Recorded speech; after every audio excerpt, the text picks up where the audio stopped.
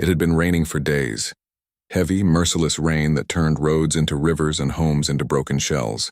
The sky looked tired, as if it had forgotten what sunlight was. The town sat quietly under the storm's weight, surrounded by muddy water and broken power lines. Nothing moved except the current. People stayed inside whatever shelter they could find.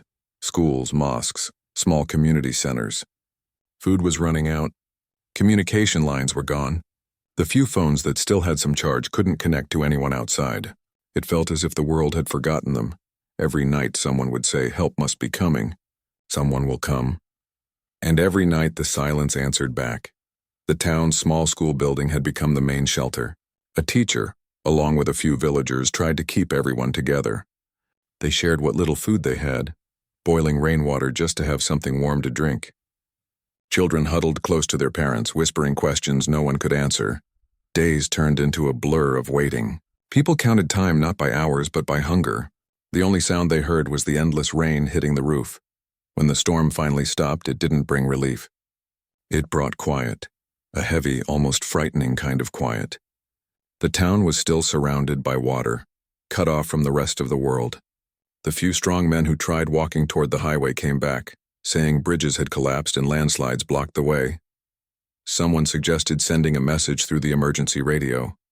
A small team managed to connect a wire to an old generator, and after many tries, they sent out a weak signal. "We need help. We are stranded, please." And then they waited again. For 3 long days there was nothing. People began to lose hope. Some sat silently staring at the muddy ground. Others prayed. A few wept quietly, holding photographs of their destroyed homes. On the 4th morning, just as the fog started to lift, a strange sound broke through the air. At first it was distant, like thunder, but then it grew louder. The children ran outside and pointed at the sky. Something was coming. From beyond the mist they saw 2 helicopters approaching.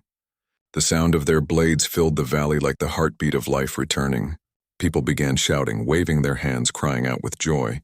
Some fell to their knees in relief. "Help is here," someone yelled. But when the helicopters landed on the open field near the school, people were surprised. The ones who stepped out were not wearing official rescue uniforms. They had no bright-colored jackets or fancy equipment.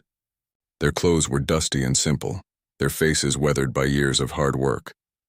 They carried bags of tools, ropes, and metal kits. At first, people thought they were workers from some nearby area, but one of them smiled and waved. He said in broken local language, "We heard your call. We came to help."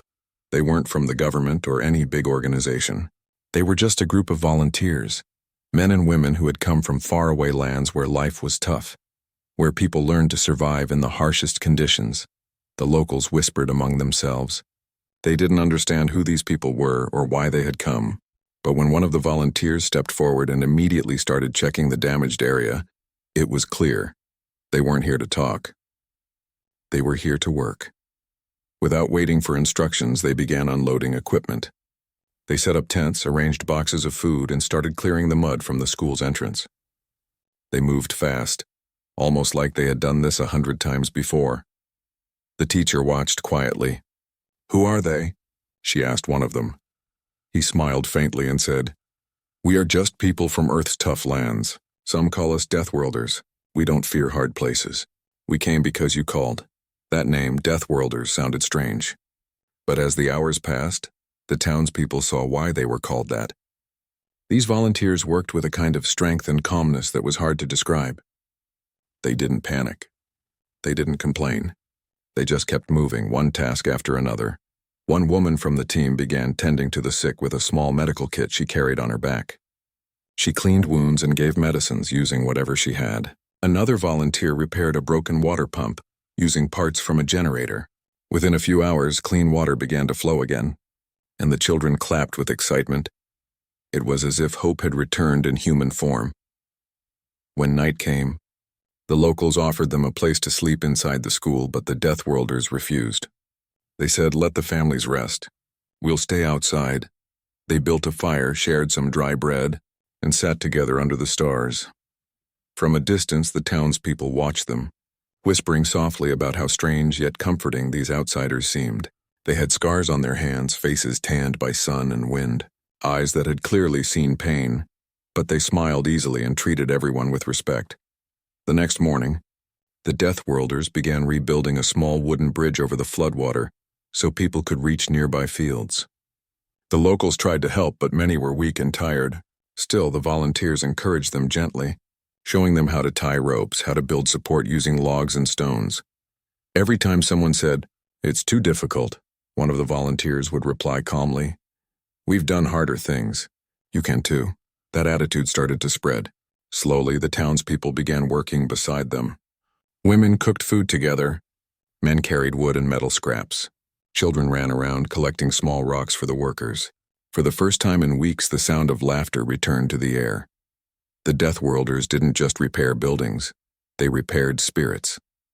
Even though communication was still limited, word began to spread to nearby areas that the forgotten town was being rebuilt, not by official aid, but by a handful of volunteers who came out of nowhere. Some people called them angels, others madmen. But to those who saw them work, they were simply human beings who refused to stand by when others suffered.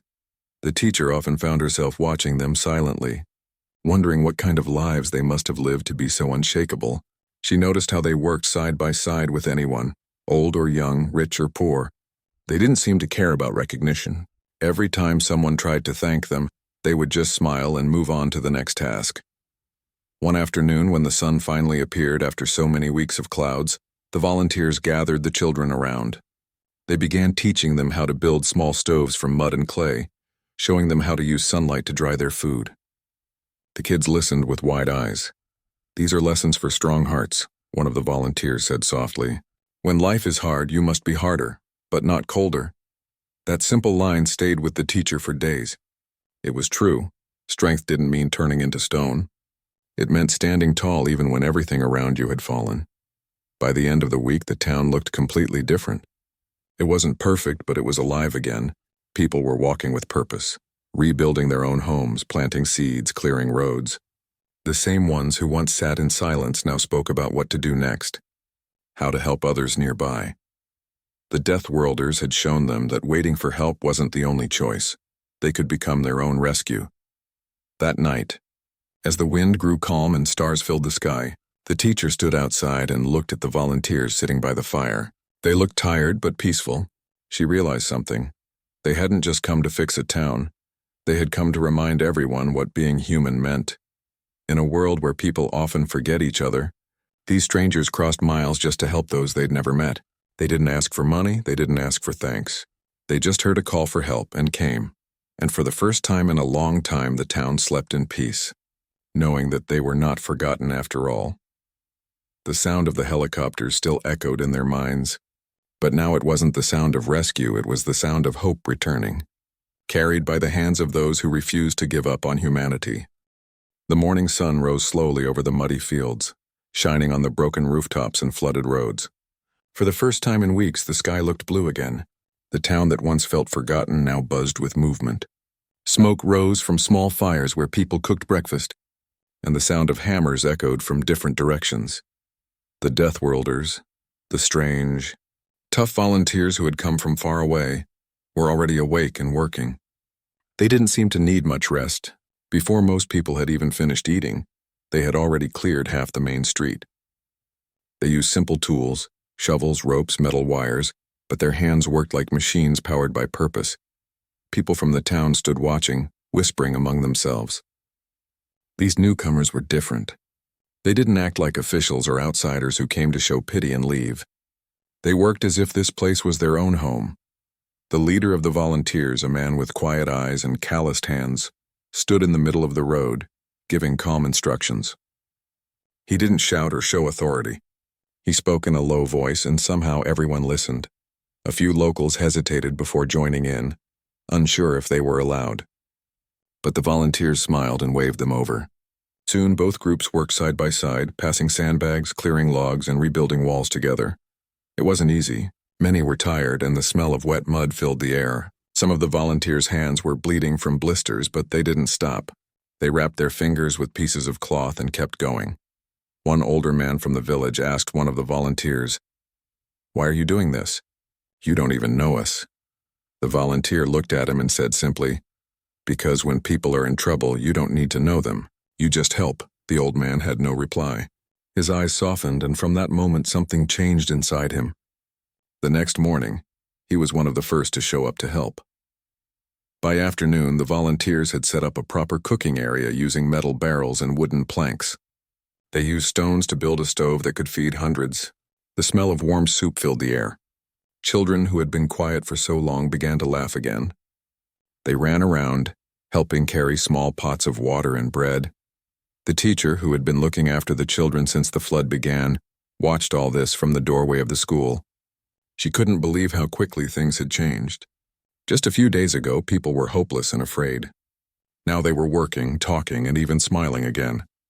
That evening, the volunteers gathered everyone together for a meeting. They spread a large paper on the ground and drew a rough plan of the area, marking which roads were blocked, which homes were destroyed, and where clean water could be found. They didn't make speeches or promise miracles. They just showed what could be done step by step. One of them said softly, "No one will save this place for you. You have to save it yourself. We're only here to help you remember how strong you already are." Those words struck deep. For a long moment, no one spoke. Then someone clapped, then another. Soon, the whole crowd was clapping. The next morning, the town began to move like never before. Every street had people working together. The volunteers divided them into small teams. Some cleared debris, others rebuilt homes, and some gathered supplies from nearby villages. Everywhere you looked, there was life returning. Of course, it wasn't perfect. There were moments of disagreement. Sometimes the locals didn't understand the volunteers' methods. Once, a few younger men got upset, thinking the outsiders were trying to take control. "You don't know this place," one of them said angrily. "We know how things work here."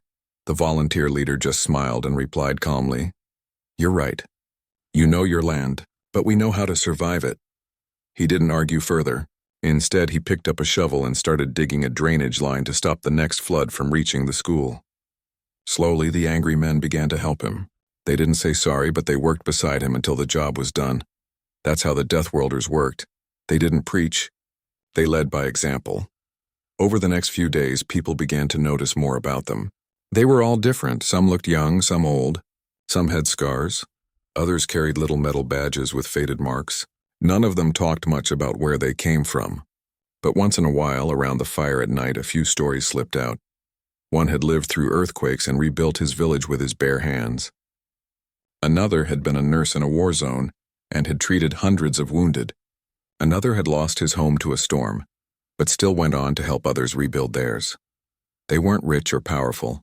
They were ordinary people who had seen too much pain and refused to let it break them. That's why people called them Deathworlders, because they came from places where life was hard but hearts stayed strong. At first, the locals thought the name sounded strange, even harsh. But after spending days with them, they began to understand. These people didn't fear the world, they faced it head on. One night, the teacher sat with a few volunteers near the fire. She asked, "How do you stay so calm all the time? Don't you ever get tired or scared?" One of them smiled and said, "Of course we do. But we learned something. Fear doesn't help anyone. What helps is showing others they're not alone." That sentence stayed in her heart. The next morning, something happened that tested everything they had built together. A young boy fell sick with a high fever. The volunteers quickly turned one of the classrooms into a small clinic. They worked together, boiling water, cleaning blankets, and finding medicine from their limited supplies. The teacher stayed with the boy all night, praying he would recover. The volunteers took turns watching over him. When morning came, the fever finally broke. Everyone cheered softly, and for the first time, people truly felt they were part of one family. After that, no one saw the volunteers as strangers anymore. They ate together, laughed together, and even sang songs around the fire at night. The Deathworlders had become part of the town, but despite all the progress, there was still so much to do. Roads were still blocked, bridges still broken. The volunteers kept saying, "We fix one thing at a time. No need to rush. Patience is power." Every day brought new challenges, but also new victories. The school's roof was repaired. A small well was dug deeper for clean water. Families moved back into repaired homes. Slowly, the color began to return to the town's life. And through it all, the Deathworlders kept working quietly, refusing any praise. When people thanked them, they simply said, "Thank the ones who stood with us. You did this too. It was a kind of humility that left people speechless. Sometimes at dusk, the teacher would look at them and wonder, what made them different? What gave them such strength? It wasn't just physical toughness. It was something deeper, something born from love and pain mixed together. One evening, as the sun set behind the hills, one of the volunteers stood by the rebuilt bridge, looking out over the water. The teacher walked up beside him and said softly, "When you first came, we thought you were here to rescue us. But now I see, you came to remind us who we really are." The man looked at her, smiled, and said, "You were never weak. You just needed someone to remind you." Those words echoed in her mind for a long time. That night, as the stars appeared one by one in the sky, the town seemed to breathe again.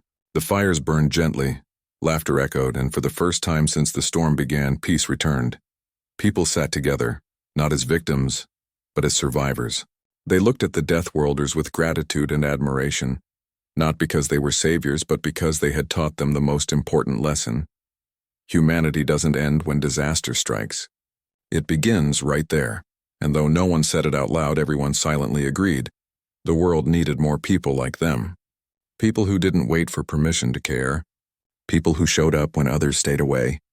People who believed that helping others wasn't an act of charity. It was a way of living.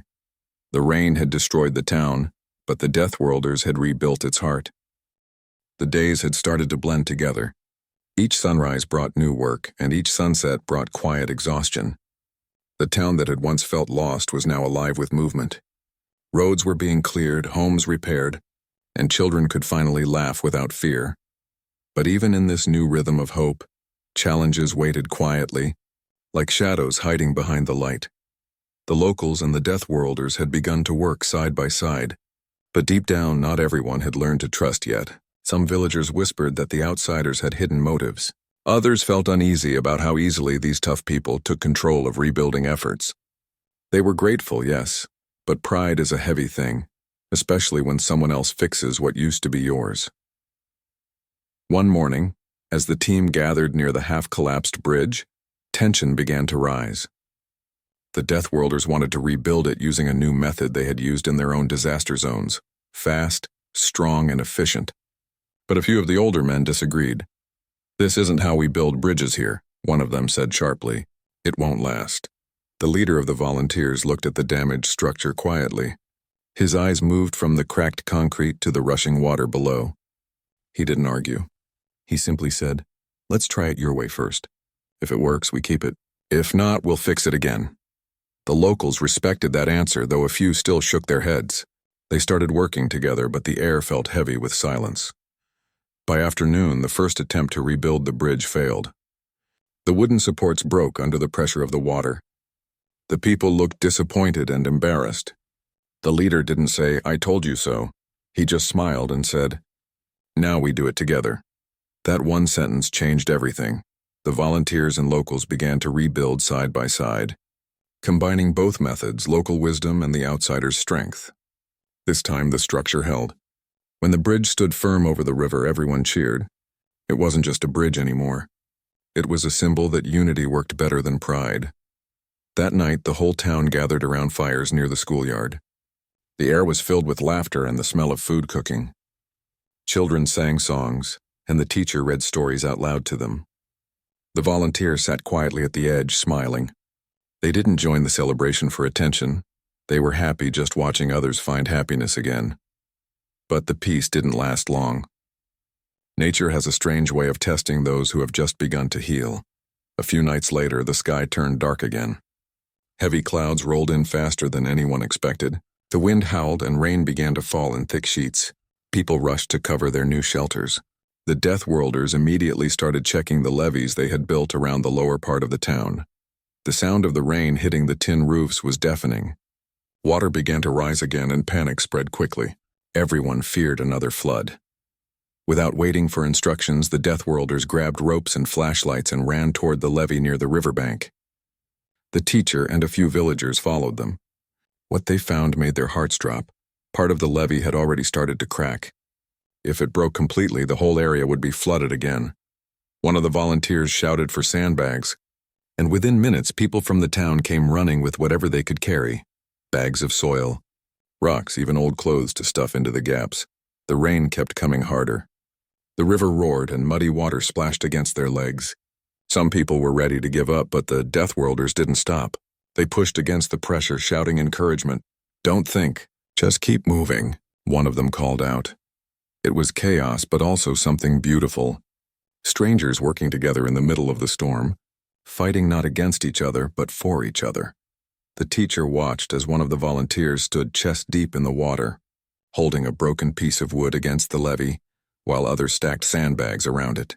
His arms trembled from exhaustion, but he didn't let go. The villagers, seeing that, jumped in to help. For the first time, there was no us and them.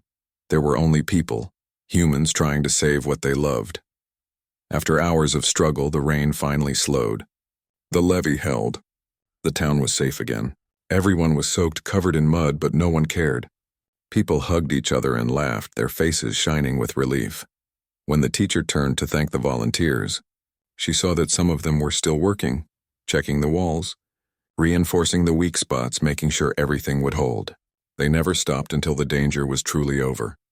That night, no one slept. Fires burned across the town, drying clothes and warming tired hands. The teacher sat beside one of the volunteers who was wrapping a bandage around a scraped arm.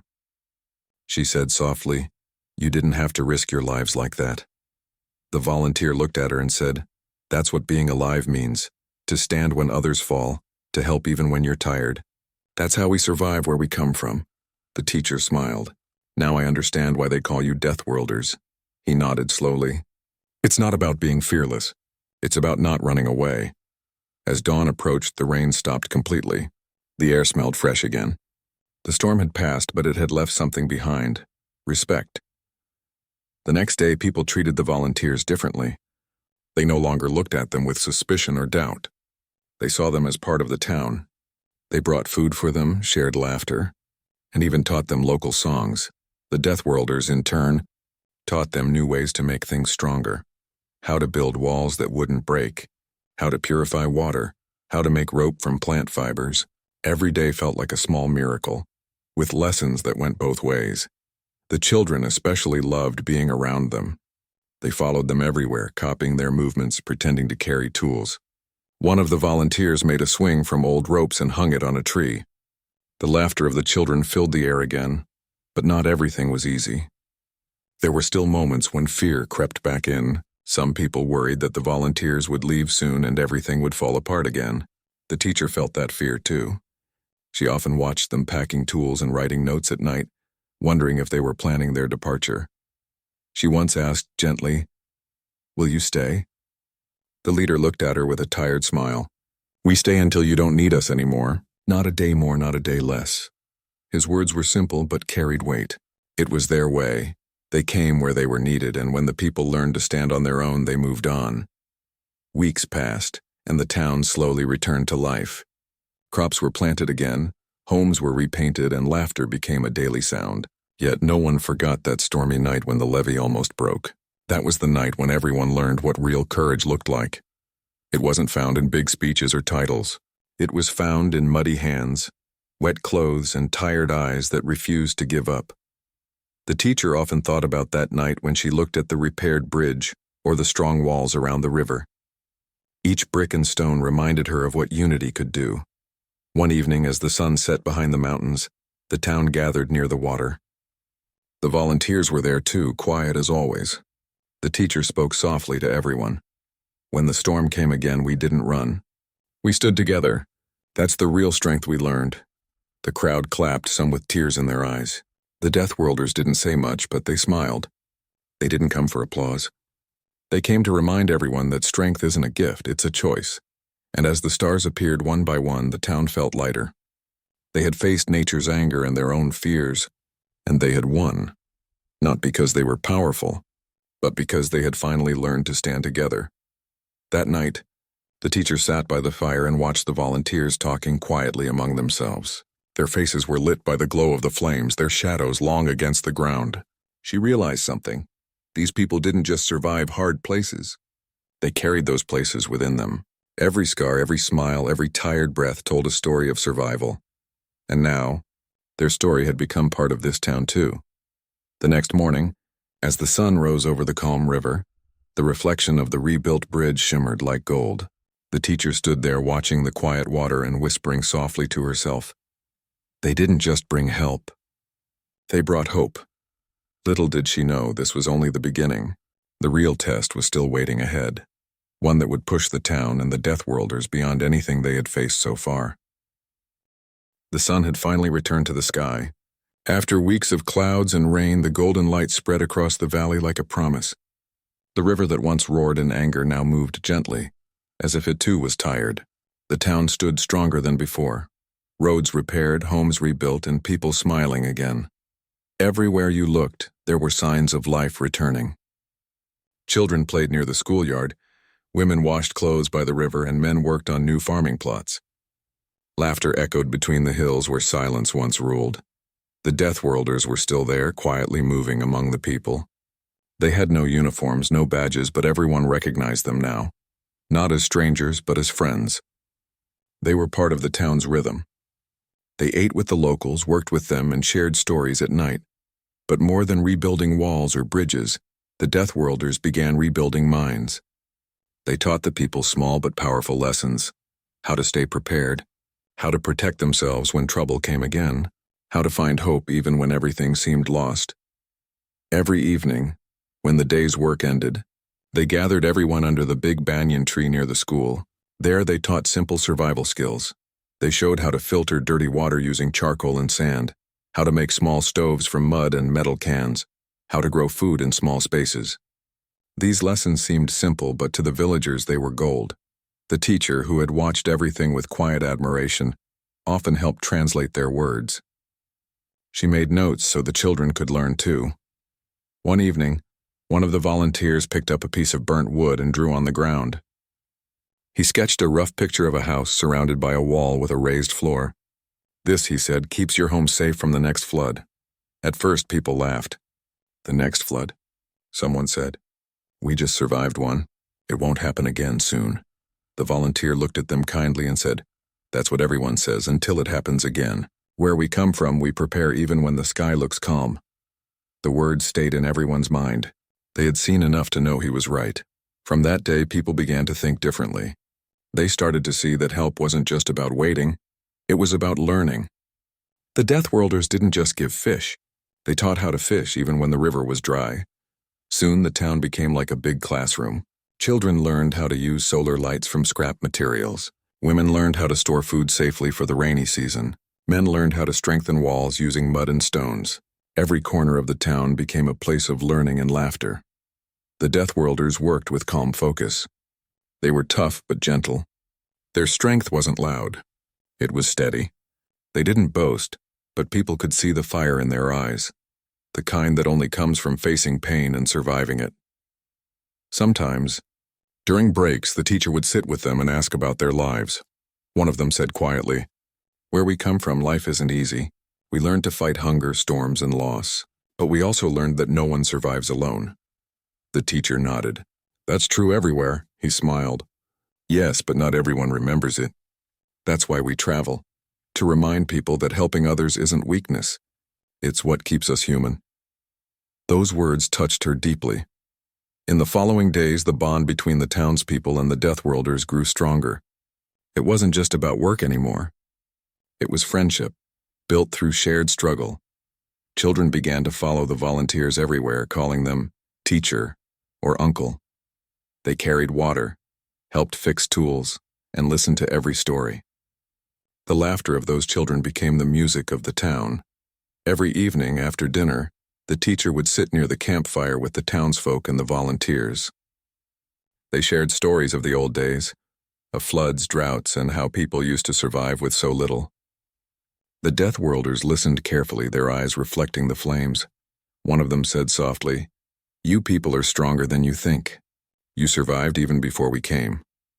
An old woman smiled and replied, Maybe, but you reminded us how to believe again.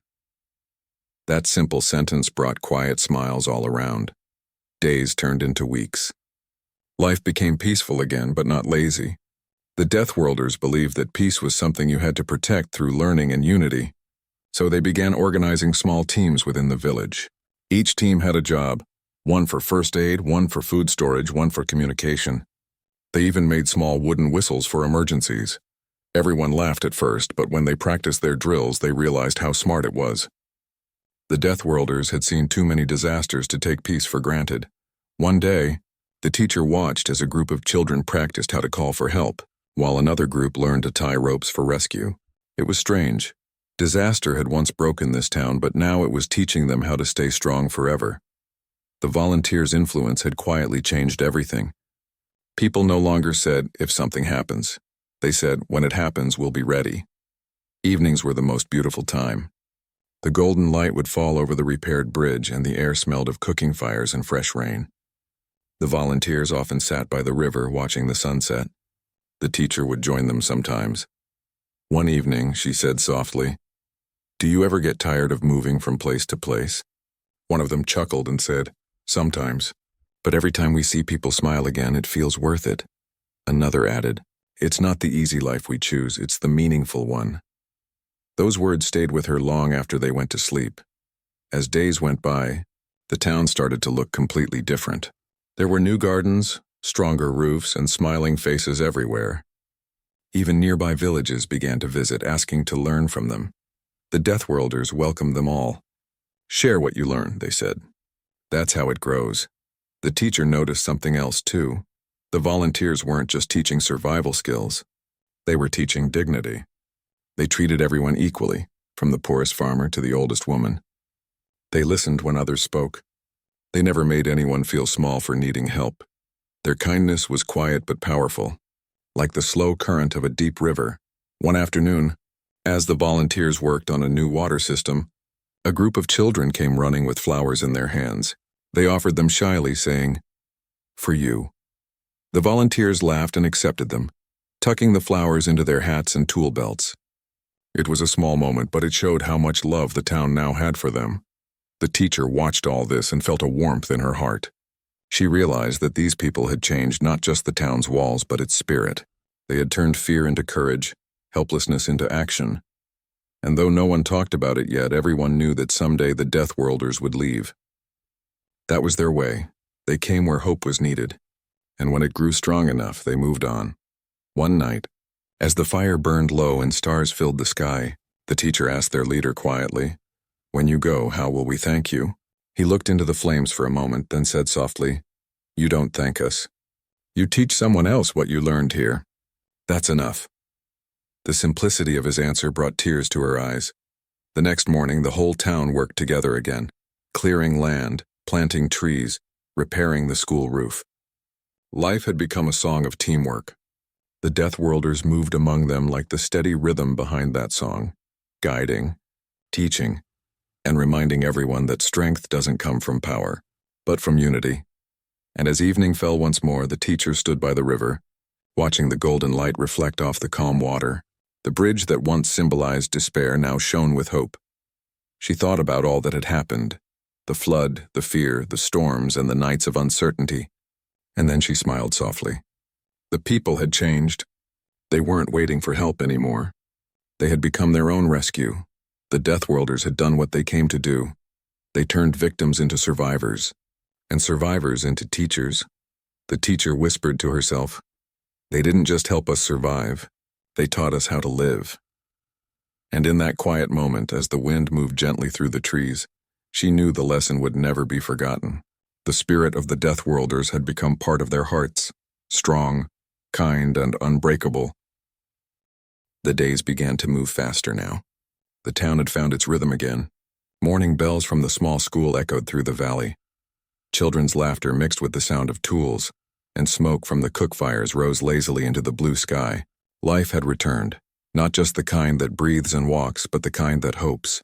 The Deathworlders had become part of the town's everyday life. Nobody called them outsiders anymore. They were family now. They didn't sleep in tents anymore, but stayed in small huts that the villagers built near the riverbank. Every morning they worked side by side with the townsfolk, helping repair walls, teaching, and sometimes just sitting with the elders, listening to old stories. The teacher often watched them from her classroom window. She had seen so many people come and go, but these visitors were different. They didn't just bring help, they brought courage. Their calm, steady way of working had changed everyone's mindset. One morning, the air was full of laughter. A group of volunteers and villagers were testing the new water system.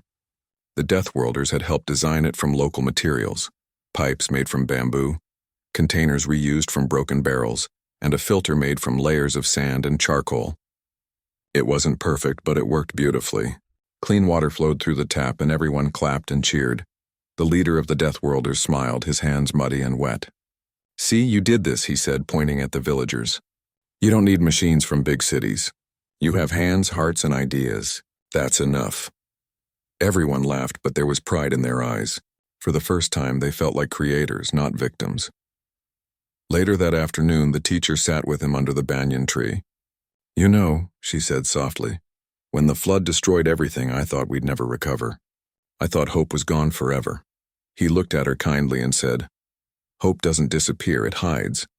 Sometimes all it needs is someone to remind you it's still there." His words stayed with her all day. As the sun set, she walked through the village, watching small changes that told big stories. She saw an old man teaching a group of boys how to weave stronger baskets. She saw women building a storehouse for grain, using the design the volunteers had taught. She saw children writing notes about safety drills in their notebooks. Everywhere she looked, there was progress, quiet but powerful. That night, when the stars filled the sky, the Deathworlders gathered with the villagers near the fire. The night was warm, the flames danced gently, and the sound of the crickets filled the pauses between laughter. One of the villagers asked, "Why do you call yourselves Deathworlders?"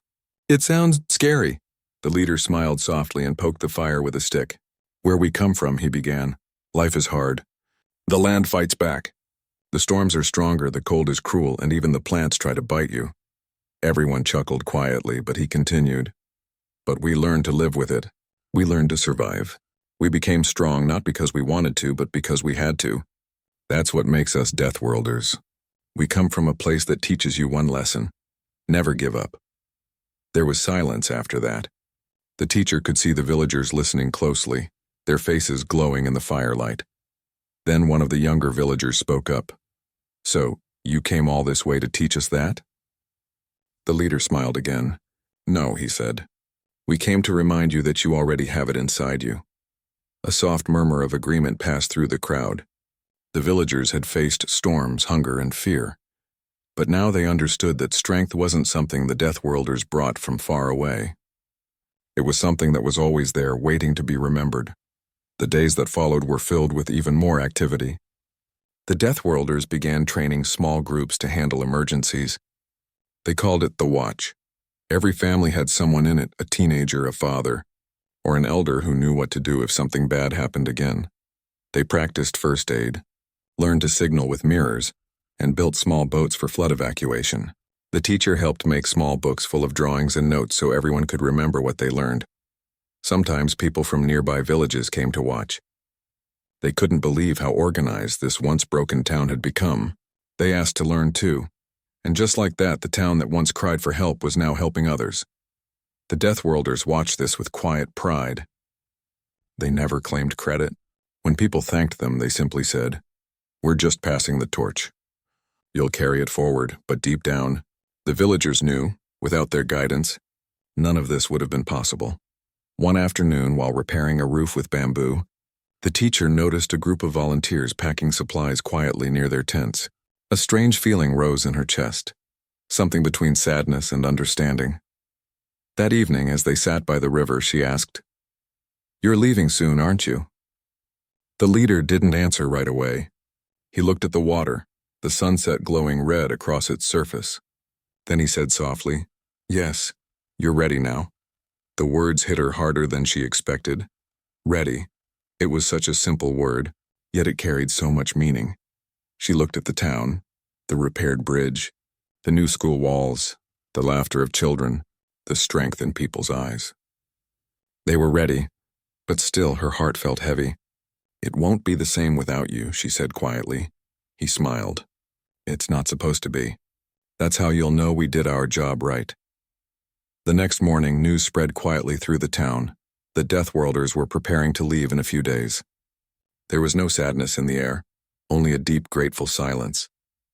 People wanted to do something for them, something that would show what they meant. The teacher gathered everyone in the evening and said, "Let's give them something they'll never forget." Over the next 2 days, everyone worked in secret. They built a small wooden monument near the bridge. On it, they carved simple words in their language. For those who came when we had nothing. For those who taught us to stand again. When the Deathworlders saw it, they were speechless. None of them said a word for a long time. The leader finally placed his hand on the wooden carving and said, "We'll carry this memory wherever we go." The children surrounded them, handing out small bracelets made of colored thread. "So you don't forget us," one of them said shyly. The volunteers smiled, some wiping away tears they tried to hide. That night, the villagers prepared a feast. They cooked every dish they knew, simple food but made with love. There was singing, dancing, and laughter that filled the entire valley. Even the stars seemed brighter. The teacher stood watching it all. She thought of the time when the flood had left them broken and hopeless. It felt like a lifetime ago. Now the same place was full of life. People had become stronger, wiser, and more united. When the leader saw her standing quietly, he walked over. "You've done something amazing here," he said. She smiled. "No," she replied. "We did it together." The night went on with joy, but underneath it all, everyone knew that the next sunrise would be different. When dawn came, the entire town gathered at the edge of the valley to see them off. The sky was pink and gold, the air cool and gentle. The Deathworlders packed their tools and supplies, ready to move on to another place that needed them. Before leaving, the leader turned to the crowd and said, "We came because you asked for help, but now you've become helpers yourselves. Don't stop. Keep teaching others. That's how you honor what we shared." The teacher's eyes were wet, but she nodded firmly. The Deathworlders walked away slowly, their footsteps quiet on the dusty road. Children ran after them for a while, waving and shouting goodbye. Then one by one they disappeared over the hill, leaving only their memory behind. The teacher stood there for a long time, watching until they were gone. Then she looked back at her town. The morning sun fell on the roofs, the bridge, and the faces of the people she had once feared would never smile again. Now they stood tall, proud and alive. She whispered to herself, "They came from a world of hardship, but they left us a world of hope." And in that moment, she understood what it truly meant to be a Deathworlder. Not someone who comes from a dangerous place, but someone who carries courage into places that have forgotten it. The morning was quiet. The sun had just begun to rise, painting the sky in soft oranges and pinks. The town stirred gently, people moving about their daily tasks with calm, steady steps. Everything felt different now. The bridges were strong, the roads cleared, the houses repaired. But more importantly, the hearts of the townspeople had changed. Even though the Deathworlders had left the night before, their presence was still everywhere. Their lessons, their stories, their laughter, everything had become part of the town. Every time someone tied a strong knot, or checked water cleanliness, or helped a neighbor without being asked, they remembered them. The teacher walked through the main street, watching children play. They carried small tools, pretending to repair imaginary walls and bridges. Their laughter was no longer nervous or frightened. It was full of confidence. One child looked up and shouted, "I'm a Deathworlder." The others laughed, but everyone understood the meaning. To be a Deathworlder wasn't about who they were. It was about courage, skill, and helping others. She smiled, thinking about how far everyone had come. Just weeks ago, this town had been almost unrecognizable. Homes had been destroyed, roads flooded, and people exhausted.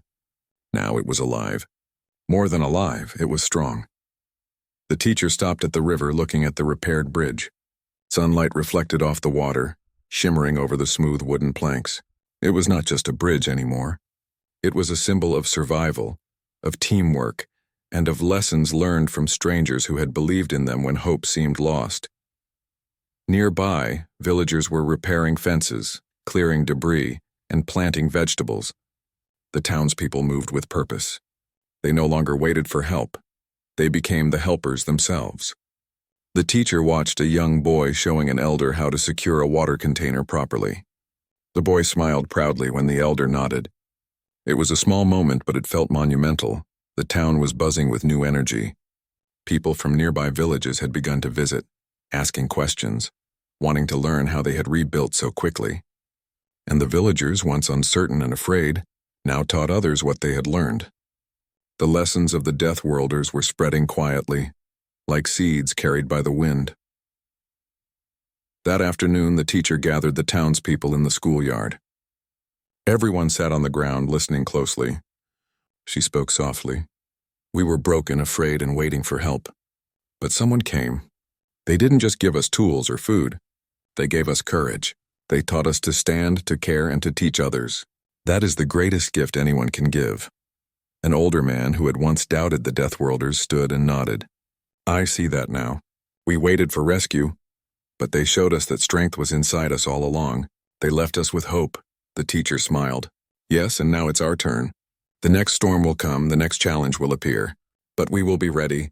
We will be the ones who stand tall, who help, who do not wait for someone else. The children clapped and laughed. They ran around, acting out stories of rescue and bravery. Every child now carried a small piece of the lessons learned, their imagination building on what the Deathworlders had started. By evening, the teacher walked along the riverbank, reflecting on everything that had happened. She remembered the first days of despair, when food ran low, when the storm seemed endless. She remembered the first time she saw the Deathworlders arrive, their quiet strength and determination. She remembered the nights by the fire, listening to their stories, learning not just to survive but to live fully. The town had changed, yes, but so had the people. Fear had been replaced by courage. Hopelessness had been replaced by action. Weakness had been replaced by knowledge. And even without the Deathworlders here, that change would not fade. As night fell, the teacher walked past the monument that the villagers had built for the volunteers. It was simple, a carved wooden plaque near the bridge with the words, "For those who came when we had nothing, for those who taught us to stand again." She ran her hand lightly over the smooth wood, feeling the love and gratitude carved into every word. They are gone, she whispered to herself, but their spirit will never leave us. The next morning, life returned to its new rhythm. Children went to school, families worked on rebuilding homes, and neighbors helped neighbors with a renewed sense of purpose. The air was filled with chatter and laughter, not the sound of fear or uncertainty. One by one, the townspeople began to check their own emergency plans, just as the Deathworlders had taught them. They reviewed water systems, inspected bridges, and prepared for the next rainy season. They didn't do it because someone told them to. They did it because they understood the value of preparation, the power of self-reliance, and the strength of community. Over the weeks, the teacher noticed something remarkable. The lessons from the Deathworlders were spreading even beyond the town. Nearby villages had started adopting the same methods: clean water systems, emergency drills, stronger buildings. People began to speak about resilience as a shared goal. One town had even built a small library to keep all the instructions so knowledge would not be lost. The teacher smiled. The ripple effect was exactly what the Deathworlders had hoped for. They had not only rebuilt a town, they had planted a seed of strength that could grow for generations. As the sun set on another day, the teacher walked to the river once more. The water flowed calmly, reflecting the colors of the sky. Children played nearby, villagers laughed, and the town was alive. She thought about the volunteers, those Deathworlders who had come from distant lands, weathered and strong. They had faced unimaginable hardships in their lives, but instead of keeping their strength to themselves, they had shared it. They had reminded everyone here that courage, kindness, and determination are the true tools to survive any disaster. Even though they were gone, their presence was still felt. It was in the repaired homes, the planted gardens, the clean water, and the proud faces of people who had once been broken. It was in the knowledge that they had learned to stand on their own, to be ready for whatever life would bring. That night, as the stars filled the sky, the teacher gathered the children and told them a story of strangers who came in the darkest time and left hope in their hearts. She didn't embellish. She didn't make it magical. She simply told the truth, how courage and care had changed their lives forever. The children listened quietly, their eyes wide, and as she finished, they looked at one another and whispered softly, "We can be like them too." And that, the teacher thought, was the greatest lesson of all. The following days were filled with quiet progress. Farmers prepared for the next season, children studied under the shade of trees, and neighbors checked in on each other more than ever before. The town was no longer waiting. It was living, learning, and helping. Sometimes the teacher would walk to the hills overlooking the town, imagining the Deathworlders traveling to the next place that needed them. She hoped they would see what they had started here and smile. The town had changed. The people had changed. And even though the storms of the future might test them again, they were ready. The teacher whispered into the evening air. They came when we had nothing. They left us with everything. And in that quiet valley with the calm river flowing and the town alive with movement and laughter, it was clear. Hope had returned. Not because someone had come to save them, but because the people had learned to rise, to help, and to carry that courage forward. The Deathworlders of Earth had left. But their spirit, their lessons, and their unwavering strength would stay forever in the hearts of the people they had touched, and the town would never forget.